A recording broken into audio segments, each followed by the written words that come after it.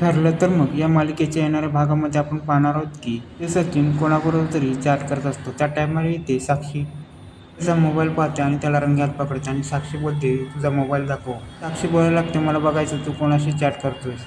सचिन बोलायला लागतो, तू माझ्यावर संशय घेऊ नकोस. सचिन बोलायला लागतो, मी असं काहीच करत नाही. तो इथे साक्षी बोलायला लागते आणि ती हातात चाकू घेते आणि ती बोलायला लागते की काही करू शकते, मी तुझा जीव पण घेऊ शकते. सायली किचनमध्ये काम करत असते, तिला हाताला चटका लागतोय. तेव्हा इथे प्रतिमा येते आणि ती बोलते की तुझं लक्ष कुठे असतं आणि काम करताना लक्ष द्यायचं तन्वी. आणि प्रतिमाच्या नकळत तोंडातून तन्वी हे शब्द ऐकल्यानंतर तिला तन्वी बोलल्यामुळे तर सायली बघतच राहते. तिथे प्रिया साक्षीला भेटायला येते आणि ती सांगत असते की तुला अर्जुनने पाहिलं आणि त्याला कळलं की तू जिवंत आहेस, तुला आणि मला किती भारी पडेल. तू मग कायमची जेलमध्ये असेल. आधी इथे महिपत आणि नागराज जेलमध्ये गेलेले आहेत. प्रिया बोलायला लागते, तू सायलीच्या समोर का गेलीस. तेव्हा ते साक्षी बोलायला लागते, मुद्दामून नाही गेली, ती समोर मजा आली.